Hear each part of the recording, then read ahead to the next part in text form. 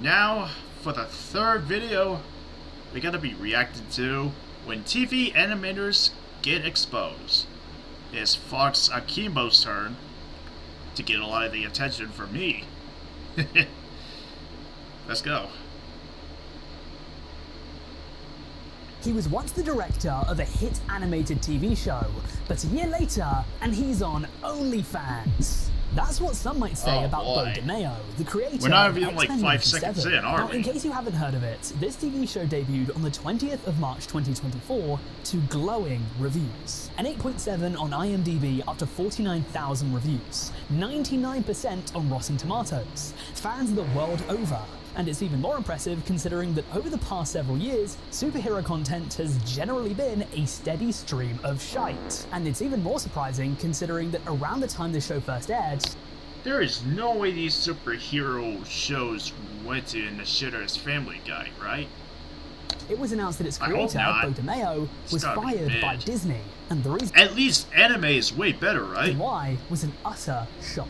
Now, I do want to clarify that these are just allegations. But these allegations can be summed up in 2 words: egregious misconduct. According to Marvel, DeMeo's firing followed an internal investigation that uncovered behavior so serious to not only terminate him, but also remove all traces of him from season 2 entirely. In some reports, the implication was that this misconduct was sexual in nature, which led fans to speculate about what it was that he could have done. As it turned out, he was accused of sending sexually charged images of himself to young male staffers that worked on the show, he was said to have groped a male assistant, and he was said to have been physically and emotionally abusive. Trying to make sure the story didn't get away from him, Bo DeMeo announced that he was going to respond to the allegations. But he did so in perhaps the strangest way he possibly could. He told his story on OnlyFans. I swear, I've covered some insane— good thing minors weren't allowed on OnlyFans, right? This would have been a lot sharper than you think it is. plot twists during my time making videos, but putting a response video on OnlyFans might just take the cake. And we'll get back to why this is even weirder in just a moment. A response video to YouTube titled Marvel Disney Statement was eventually posted in February 2025. So let's take a brief look at it and see what he had to say. These allegations of egregious misconduct are false. The rumors being spread around me online are lies, and they are offensive. What more concerning is that they're a smear campaign designed to discredit my credibility in order to cover up egregious, prejudicial misconduct, stretching from select crew members on X-Men 97 all the way to the top of Marvel Studios. And they're not just trying to discredit me using incredibly misleading press releases, but also through coordinated leaks and bot attacks, as well as anonymous scoops being given to tabloid sites and podcasters. You've maybe heard some of these, I've heard rumbling and whispers about Bo. This situation is almost entirely a he said, she said.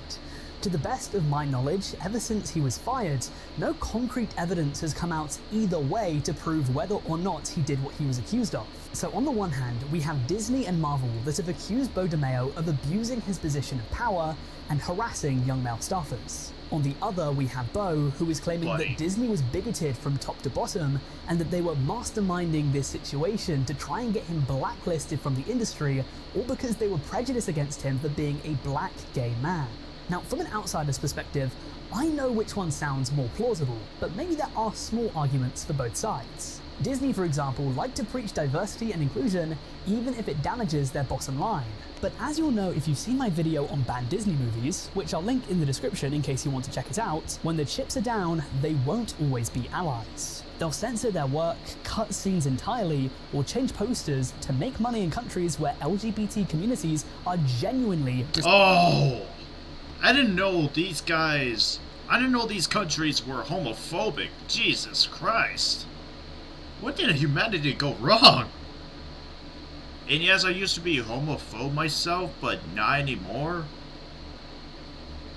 Because it was really hurtful and it cost me a lot of hate, so I learned my lesson. but there's a lot of mean people in the internet I'm pretty aware of.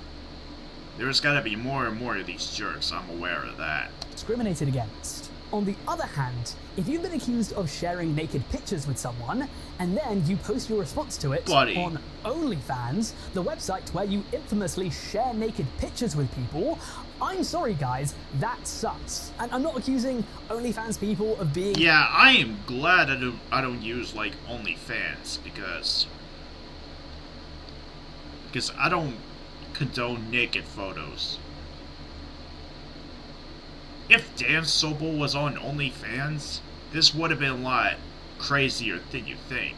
Massive pervs or anything, I just think given the context of this scenario, it's not a great place to post your response. And to be honest, I don't even know if Bo needs an OnlyFans account, because if you go onto his Instagram, it's just a treasure trove of near naked pictures. And because he was accused of sending sexually charged images to people, I don't... Huh? Why do I keep hearing these things? Sorry guys, I thought I was keep hearing these knocking sounds and nobody answered.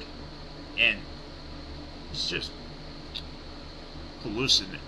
It feels like hallucinating, you know? I think it's great for his case. Even sending one of these images to a co-worker or an employee unconsensually would probably be grounds for a chat in the Mouse's HQ. Maybe it could be that Disney was smart about it, and they knew that because he liked to post pictures of himself in thongs or near enough BDSM gear, that if they accused... I didn't recognize that he is comfortable with these. Come on. Him of sending these to an employee, given the massive scale of evidence on his Instagram, it would be an easy way to destroy his reputation. But even then, I don't know why Disney would have a problem with him specifically. They have black showrunners and they have gay showrunners. So why would having a black gay showrunner be a problem? I don't see why they'd risk such a massive lawsuit and a permanent negative effect on their PR just to get him gone if he didn't actually do something. Now again, I do want to stress that we don't know what actually happened. Anything I say is just speculation. Maybe Bo is right and Disney really did have some sort of prejudice against him. Or maybe Bo was an animated show creator that got exposed for unacceptable behavior. Unless more details come out, the fact of the matter is that based on the information we currently have, we just don't know for sure. But Bo is just one example of a TV animator that got caught up in controversy. Throughout this video, you'll see many more, and arguably worse examples. You see, I've spent more than a month of my life researching the depravities that lurk in the depths of YouTube animation. Throughout that time, I've taken you guys along as we've uncovered all sorts of liars, kinksters, and creeps. But when it comes to animator atrocities, as you'll see over the next 20 minutes, creators from TV are often even worse than the ones from the internet. What happens when you give a dodgy animator fame, fortune, and power? Well, in this video, we'll find out. From one that's admitted to thirsting after a teenager on Tumblr, to another whose exposure led to his arrest and divorce, no stone will be left unturned, and no animator left uncriticized. So, let's move on to our second case. When it comes to famous animator figureheads that had a downfall, I would be remiss not to mention, perhaps, the most high-profile case of all time. So with that said, let's discuss Justin Roiland. Justin Roiland? Did I just heard of that person before? Even if you don't recognize his name or face, if you're a fan of animated TV shows, you will definitely recognize his voice. He's the man behind such characters as Oscar from Fishhooks, Earl of Lemongrab in Adventure Time, Blendon Blandon in Gravity Falls, Corvo in Solar Opposites, and of course both Rick and Morty, as well as my favourite character, Mr. Poopy Butthole, and a bunch of other characters in Rick and Morty. He is everywhere. It's easy to forget these days, but back in the mid to late 2010s, Rick and Morty was on another level of popularity. A level that, when it comes to animated TV shows, I don't know if I've seen since. The closest thing is maybe Smiling Friends, but to be honest, for me, I don't... Oh, I watched Smiling Friends while I was watching My Dog Karma. Yeah. I actually enjoyed that series, you know? It's pretty entertaining, you know? I think it holds a candle to the chokehold that Rick and Morty had the nation in back in like 2017 or so. And with the success of the show came the success of Justin Roiland. As I mentioned, to voice not only Rick, but also Morty and a bunch of the side characters meant that at the time, Roiland's stock was at an all-time high. He could have had it all. Mr. Roiland wanted it all.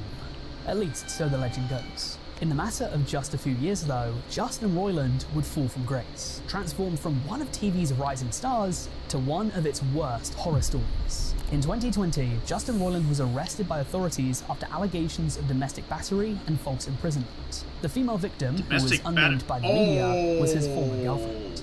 Upon the news breaking, Roiland was immediately cut from Adult Swim, and it was announced that his voice roles would be recast. Throughout the next several weeks, there would be more and more allegations made against Roiland by several different women. And a lot of attention by the media was given to one particular interaction that he had with a woman that he matched with over Tinder. Apparently, he had matched with a 20-year-old woman at a gaming convention in Boston back in 2019. The claims were that the pair had met in person, with Roiland supplying her with alcohol and buying her clothes before taking her back to his hotel room and pushing her to give him oral sex. In texts that were given to reporters, she had messaged him after the interaction. This is just vile. No wonder why Rick's and Morty's voice was replaced by somebody else. I'm not sure why a couple of years back, but now I see. Telling him that it wasn't handled by him in the best way, and reminding him that verbal consent is important. For the next several years, Roiland was soft cancelled. But things did start to look a little bit better for him after his charges were cleared at the start of 2023. For a fleeting moment, it appeared as though he was going to be able to return to our screens. But then, in September of that year, NBC reported that he had messaged underage girls. NBC News... Oh, no. Oh, God. Another pedo on the loose. Jesus Christ. Who spoke with 7 people who posted screenshots of their conversations with Roiland online. Each of them shared additional message history and screen recordings of their messages, or otherwise showed that Roiland had followed them on social media, or shared pictures with him to back up the authenticity of the messages. Now, the article did make it clear that upon hearing these girls' ages, Roiland would cease contact with them, until they turned 18. At that point, he'd hit them back up. And considering that apparently he was in his late 30s at the time, this was sketchy behaviour. It also claimed that he displayed an off-putting pattern of behaviour towards these women. These weren't just isolated cases. Now, this article was published in 2023, so it's been 2 years since the last major update. In that time, Justin Roiland has laid low. Let's be very honest with ourselves, provided that he's smart with his cash, he should be set for life. But as Reddit speculates, the chances are that eventually, once the storm has passed, he'll be back. Whether or not his cancellation lasts, we'll have to wait and see. So we're about halfway through this video right now, and I'd just like to take a very quick moment to ask you that if you're enjoying yourself so far, then please do not forget to like it and subscribe to the channel if you haven't already. Unfortunately, when it comes to you hear this good British man, guys. Go support him. Go support, what is his name again? Fox Akimbo. Yeah, go support Fox Akimbo right now. TV animators, they're drawn to controversy like a pen to paper. So if you're enjoying this and you want to see a part 2, then we could definitely do a part 2. But I'm only going to do it if there's support for it, and the easiest way to show your support is by liking, subscribing, and getting active down in the comment section. Let me know who do you want to see me talk about. With that out of the way, let's jump right into the third story of this video. Julia Vickerman.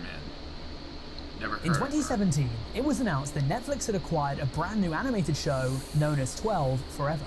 The show was pitched to Cartoon Network, with its creator, Forever. Julia Vickerman, having a history on CN, having previously worked on productions such as Clarence and the Powerpuff Girls. However, the show eventually found itself on Netflix, with Season 1 dropping in July 2019. But come late summer, and news broke that Julia Vickerman had made some cancelable, arguably criminal remarks on Tumblr about a decade prior. Another and this Tumblr post is the sort that gets worse and worse the more. After that Jake guy who made, like, rebooted Powerpuff Girls that almost everybody fucking hates because of the twerking thingy, or all because the creator named Jake was in love with Blossom, that she was like 6 years old in the rebooted Powerpuff Girls in 2016. I think It just released, like, before I started doing YouTube. Yeah, that's about it. Or you read into it. So let's take a look at the Tumblr post in question to see if it's quite as bad as the media would have you believe. For context, this post happened back in 2010 and took place after Julia was in line for a ride at a carnival called the Sizzler. Tony was hesitant to go on any rides because he values his life, or so he says. But once I had bought 10 tickets. Who can really say no to a jarring bout on the Sizzler? Oh, but Tumblr, guess who was in line on the Sizzler with us? This beautiful, androgynous, long black-haired, emo 14-year-old boy wearing tight black pants and a black t-shirt emblazoned with the name of some band that probably sucks, and his lip-injected, fake redhead mother who looked like a washed-up rock star. Oh, heaven, adopt me. Occasionally, I get instantaneous infatuations with strangers that can only be described as overwhelming or annoying, depending on how patient you are with me. Tony was nice enough to follow this poor boy around the small carnival with me as I tried to sneak photos, none of which turned out well. I knew that my heart would forever be in turmoil unless I at least tried to talk to him. Oh God, if only his mum hadn't been there. The light of heavenly inspiration shone down on me when I realised that we had 2 tickets left, which leaves 0 options as far as rides. The 2 tickets had to be disposed of, perhaps into the hands of an awkward, skinny-jeaned adolescent Hot Topic customer. I marched over to the rockstar mum and her elven boy, sitting cross-legged on the grass eating a candied apple. I bent down to give her the tickets. I'm creepy, but not that creepy. I'm not going to talk to her son while creepy or not that creepy, same fucking thing. While she's there, saying, we have 2 extra, blah blah blah, where's your car so I can follow you home, blah blah. She was really nice and said I was so sweet, etc., and I watched my muse push his dyed black hair behind his ear, exposing epic eyebrows. Apple still pressed to his lips, say thank you, and smile. Fuck! This was the best day ever! Why am I so creepy? Why, Julia? Why did you feel the need to tell the world that you lusted after a 14-year-old emo boy at the carnival? Why, Julia? There was no need to ruin your entire reputation over this. This is vile. Something should just so stay vile. in drafts. Sounds a little bit worse than Austin the Superior of Yonder 2021 and Brainiac Adam.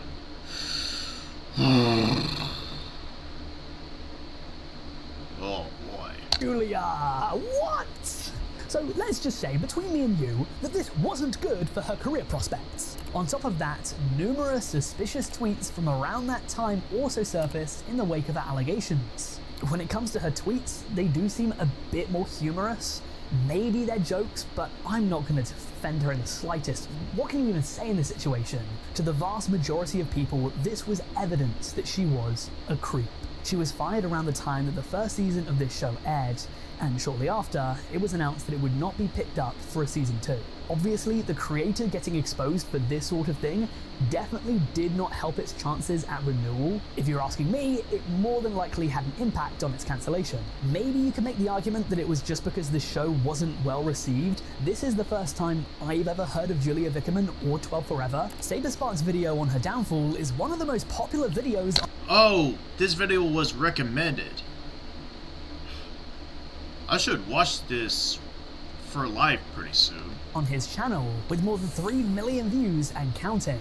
But at least outside of that video, it seems to me like most people aren't as aware of Julia Vickerman as they are compared to, say, Justin Roiland. And compared to the other animated show creators that we have today, she's probably been the best at recovering her career ever since this incident. At least, according to her Instagram, she still seems to be working in and around the creative space.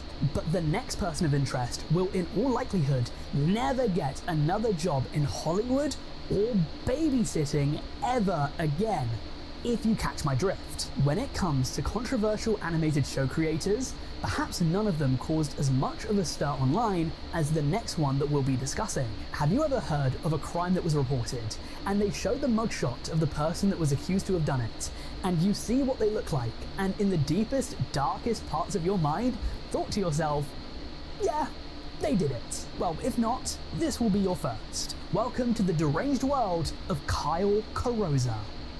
Kyle Carosa. Never heard of this person either. If you were a child of the late 2010s, then I would wager that there was a very good chance that you once watched a show that Mr. Carosa had a hand in, with the now 46-year-old working on such productions as Fanboy and Chum Chum, Doc McStuffins, the Animaniacs reboot, and curiously enough, Fishhooks. Which is kind of strange because if I had a penny for every cancelled celebrity that I'm mentioning in this video that worked on Fishhooks, an obscure animated show from the early 2010s, I'd have 2 pennies, which isn't a lot, but it's weird that it happened twice. He's perhaps best known though for being the main man behind Mighty Magiswords, a show that ran on Cartoon Network for 2 seasons between 2015 and 2018. After the show's end, he'd carry on working for various other animated productions until 2024. When the most shocking and disturbing allegations... Oh, this is the year when my drama started. You know, like, the second half of that year. Came out about him. He was arrested for 2 counts of possession of CP. Now, this might not be PC to say, but I think that of possession... Cartoon Network series creator Kyle Carosa arrested on child porn chart. Oh.